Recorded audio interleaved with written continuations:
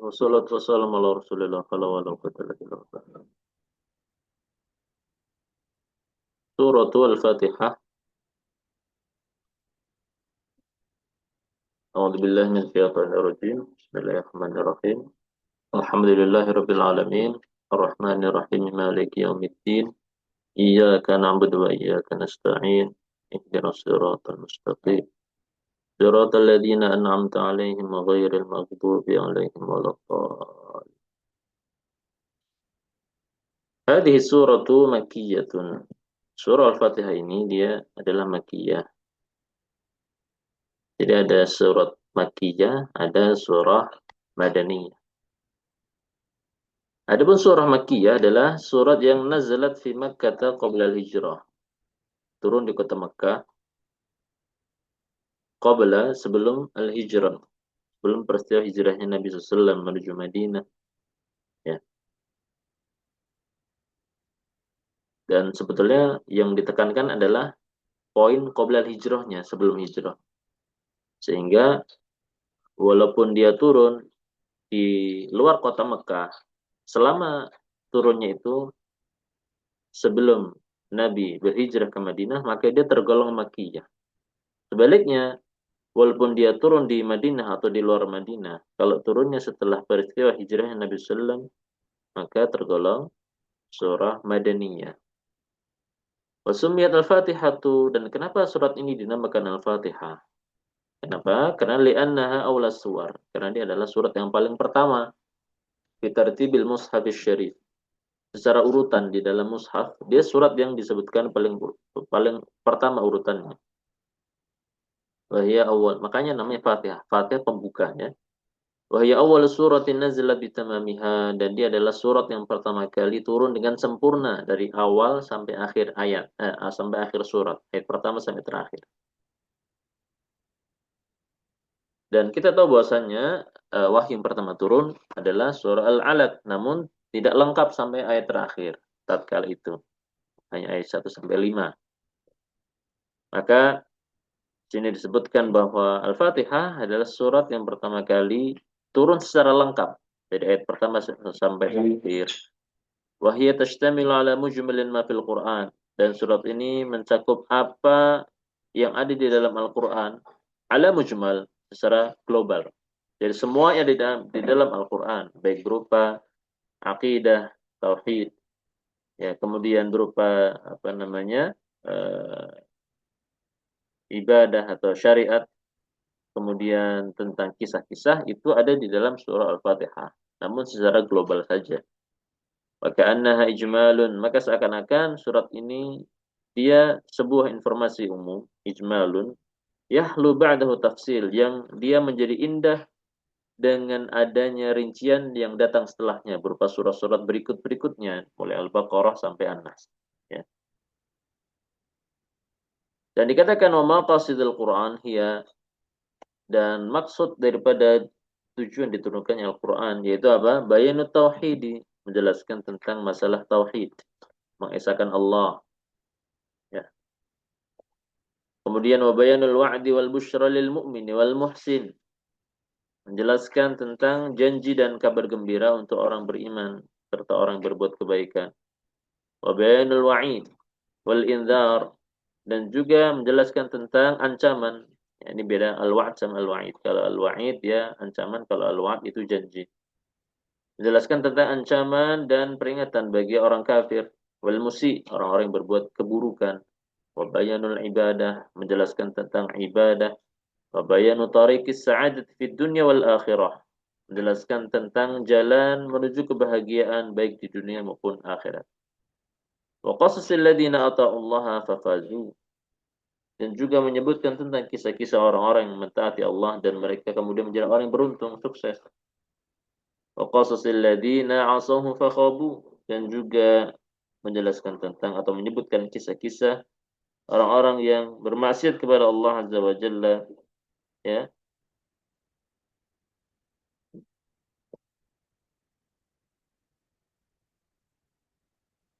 Kemudian mereka menjadi orang yang binasa, merugi. Nah,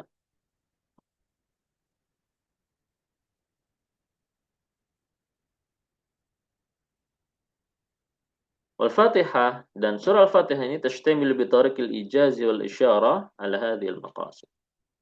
Dan surah Al-Fatihah ini dia mencakup secara ringkas ya dan mengisyaratkan kepada atau menuju kepada maqasid tadi seluruhnya ada di surah Al-Fatihah. Ya. Dari penjelasan tentang akidah, ancaman dan ancaman untuk orang kafir, kabar gembira untuk orang beriman, penjelasan tentang ibadah, ya, kisah ya. Ada di surah Al-Fatihah semuanya. Tapi secara ringkas ya, tidak secara rinci. Walidzalika summiyat Ummul Kitab. Oleh karenanya surah ini disebut juga dengan nama lain yaitu Ummul Kitab, induk daripada Al-Qur'an. Nah, masuk ke tafsir surah, ayat pertama ya. Bismillahirrahmanirrahim. Tabtadi'u bismilladzi la ma'budu bihaqqin siwahu. Ya. Surah ini diawali ya dengan menyebutkan nama ya bismilladzi, nama alladzi, dia yang la ma'budu bihaqqin siwa, tidak ada sesembahan yang hak selain dia yaitu Allah Azza wa Jalla. Dimulai dengan menyebut nama Allah. Wal muttasif bi kulli kamal, yang dia tersifati atau disifati dengan segala kesempurnaan. Al munazzahi an kulli naqsin, suci dari segala kekurangan. Wa huwa sahib rahmatil ladzi yufidhu bin ni'am jaliliha wa daqiqiha, dan dialah pemilik rahmat yang mana dia mencurahkan segala nikmatnya baik yang tampak maupun tersembunyi. Jaliliha, nikmat yang tampak, daqiqiha, nikmat yang tersembunyi. Ammiha wa khassiha, nikmat secara umum maupun secara khusus. Wa huwal muttasif bi sifati rahmati daimah, dan dia juga disifati dengan sifat rahmat yang abadi. Yang kedua, as-sana'ul jamilu bi kulli anwa'ihi wa ala kulli halin lillahi wahdahu. Pujian yang indah dengan segala macam pujian yang ada. Wa ala kulli halin, dan juga di setiap kondisi. Pujian seluruhnya tadi di setiap kondisi apapun adalah hanya untuk Allah semata, lillahi wahdah. Wa nuthni alaihi sana'a kullahu, dan kita memuji Allah Azza wa Jalla dengan pujian ya, dengan seluruh macam pujian. Kenapa? Li'annahu munsyil makhluqat, karena dialah Allah Azza wa Jalla yang telah menciptakan makhluk-makhluk, wal qa'im alaihi, dan yang mengatur ya urusan-urusan mereka. Wa huwa sahibur rahmah, ini ayat ketiga. Wa huwa sahibur rahmatid daimati wa masdaruha, dialah pemilik rahmat yang abadi dan sumber rahmat di alam semesta. Ya. Yun'imu bi kulli ni'ami saghiriha wa kabiriha. Dia memberikan nikmat dengan segala macam kenikmatan, ya baik nikmat yang kecil maupun yang besar. Kemudian ayat berikutnya, wa huwa wahdahu al-maliku liyaumil jazaa'i wal hisabi wa huwa yaumul qiyamah. Dialah yang Maha Esa, dialah sendiri yang menguasai ya hari pembalasan dan perhitungan. Ya, al-jazaa' yaumul jazaa'i, ya hari pembalasan, al-hisab hari perhitungan. Bahwa yaumul qiyamah yaitu hari kiamat, hari kebangkitan. Yatasarrafu fihi, dia mengatur pada hari kiamat nanti, dia menguasai, dia sendiri yang mengatur.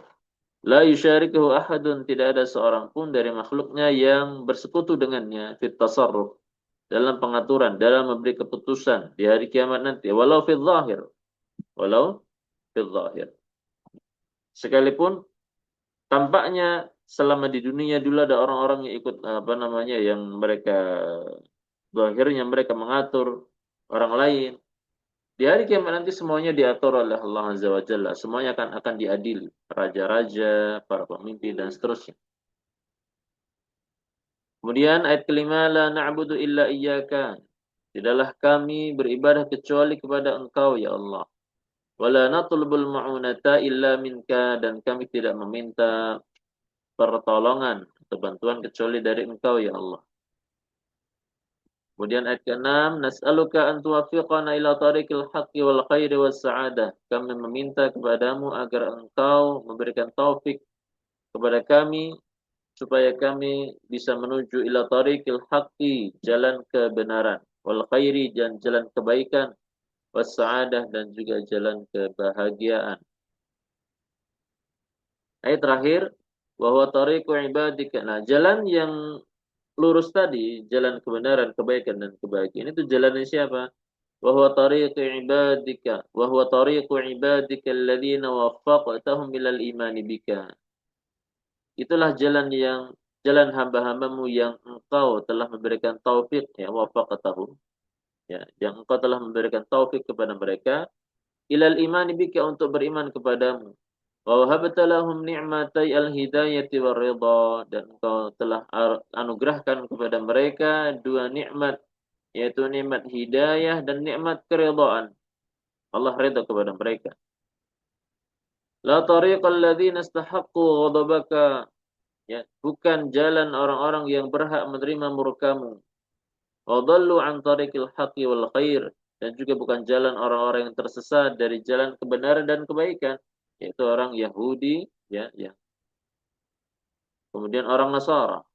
Kenapa? Li'annahum a'radu 'anil iman, karena mereka orang Yahudi dan Nasara, ya, berpaling dari beriman kepadamu, wal il'ani li hadiyika, dan juga berpaling dari tunduk kepada hidayahmu atau petunjukmu.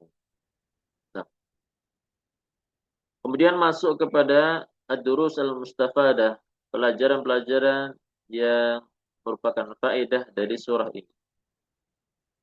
Yang pertama disebutkan tahqiqut tauhid bi anwa'ihi. Ya, di sini ada kewajiban untuk kita merealisasikan tauhid dengan segala macamnya. Yang pertama adalah tauhid rububiyah. Ya, tauhid rububiyah itu mengesahkan Allah dalam perbuatan Dia. Ya, Allah Esa dalam mencipta, memberi rezeki, menghidupkan, mematikan, mengatur alam semesta, ya. Dan itu ditunjukkan oleh ayat Alhamdulillahirabbil alamin. Kemudian wa tauhidul uluhiyah, dan juga tauhid uluhiyah, tauhid ibadah, ya, mengesahkan Allah dalam perbuatan hamba, bahwasanya seluruh ibadah yang dilakukan oleh hamba hanya boleh dipersembahkan untuk Allah. Dan itu ditujukan oleh ayat iyyaka na'budu. Dan juga tauhid wa isbatul asma'i was sifat, yaitu menetapkan nama dan sifat Allah, ya. Dan itu ditunjukkan oleh ayat Ar-Rahmanir Rahim. Kemudian yang kedua, pelajaran lain adalah wujubu ikhlasil ibadati lillah. Wajibnya mengikhlaskan, memurnikan ibadah hanya untuk Allah. Taqdimul maf'ul, dan ini diambil dari apa? Taqdimul maf'ul fi qawli iyyaka na'bud. Mendahulukan maf'ul, objek, di dalam firman Allah, iyyaka na'bud, hanya kepada Engkau ya Allah kami beribadah. Jadi yang disembah itu hanya Allah. Makanya kata iyyaka didahulukan. Dan ini memberikan faedah yufidul hasr. Faedahnya apa? Pembatasan. Ya, hanya Allah yang berada disembah. Maknanya apa? La na'budu illa iyyaka. Kami tidak beribadah, tidak menyembah kecuali hanya kepada Engkau ya Allah. Nah, itu maksudnya. Nah, ini makna keikhlasan. Jadi, memurnikan seluruh ibadah hanya untuk mengharap ridha dan melihat wajah Allah Azza wa Jalla. Kemudian yang ketiga, al-jam'u bainal ibadati wal isti'anah. Di sini ada pengumpulan, ya, antara ibadah dan isti'anah, mohon pertolongan. Yaitu di firman-Nya iyyaka nasta'in. Telah disebutkan iyyaka na'budu wa iyyaka nasta'in. Di sini menunjukkan yadullu ala annal 'abda, menunjukkan bahwasanya seorang hamba itu la ya'tabidu ala nafsi, tidak boleh bersandar kepada dirinya sendiri. Bal yajma'u bainal 'amali wa tawakkul, bahkan dia harus mengumpulkan antara usaha dan tawakal. Al-amal, ya, usaha beramal serta tawakal. Ya, pasrah kepada Allah Azza wa Jalla. Tawakal, menyerahkan seluruhnya kepada Allah Azza wa Jalla. Kemudian pelajaran keempat, ahamiyatu talabil hidayah, urgensinya memohon petunjuk, meminta petunjuk kepada Allah. Qauluhu ihdinas siratal mustaqim, firman-Nya, ya, berilah kami hidayah menuju jalan yang lurus. Isyaratun ila anal 'abda muhtajun ilal hidayah. Mengisyaratkan bahwasanya seorang hamba itu butuh kepada petunjuk fi kulli waqtin, di setiap waktu, hatta ba'da imani, sekalipun dia sudah beriman. Ya. Bahkan untuk supaya kita bisa istiqamah, terjaga iman kita harus senantiasa minta kepada Allah petunjuk. Nah, kemudian yang kelima,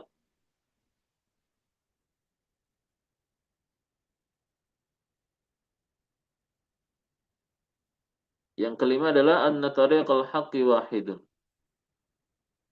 Jalan kebenaran itu hanya ada satu. Di mana Allah berfirman as-sirat al-mustaqim, ihdinas sirat al-mustaqim. Bil ifrad. Ya, disebutkan kata as-sirat dengan bentuk mufrad, bukan musanna, bukan jama'. Fadalla ala anna al-haqqa wahidun la yata'addad. Ini menunjukkan bahwasanya kebenaran itu hanya ada satu dan tidak berbilang, ya. Kemudian yang keenam, at-tahdhiru min masalikil inhiraf, peringatan daripada jalan-jalan penyimpangan. Man alimal haqqa wa tarakahu. Siapa yang mengetahui kebenaran dan meninggalkannya, maka ini masuk dalam firman Allah ghairil maghdubi alaihim. Nah, ini menyimpang. Dia tahu ilmu tapi meninggalkannya. Wa man 'abadallaha 'ala jahlin. Dan siapa yang beribadah kepada Allah di atas kesesatan, maka waladhdallin, ini ditunjukkan dengan ayat waladhdallin. Dia tersesat. Ini juga menyimpang, ini juga penyimpangan. Ya. Kemudian yang ketujuh adalah itsbatul yaumil akhir. Ya, penetapan akan adanya ya hari akhir. Di dalam firman-Nya Maliki Yaumiddin, tadzkirun bil hisabi wal jaza. Terdapat peringatan akan adanya hari perhitungan dan pembalasan. Kemudian yang kedelapan, syumul surah li maqasidil Qur'an. Surat ini betul-betul mencakup daripada maqasid Al-Qur'an. Ishtamalat ala sana ala Allah, mencakup pujian kepada Allah, wa itsbatul aqidah, penetapan tentang keyakinan akidah, wa bayanul ibadah, tentang ibadah, wa dzikril ma'ad, dan menyebutkan tentang hari kembali, kembalinya manusia kepada Allah Azza wa Jalla, kembali seluruh makhluk, ya. Wa talabil hidayah, al-ma'ad hari kiamat, ya. Wa talabil hidayah, dan juga uh, meminta petunjuk, ya. Nah, ini dia surah Al-Fatihah. Mudah-mudahan sedikit ini bermanfaat. Wassallallahu wasallam ala nabiyyina Muhammad.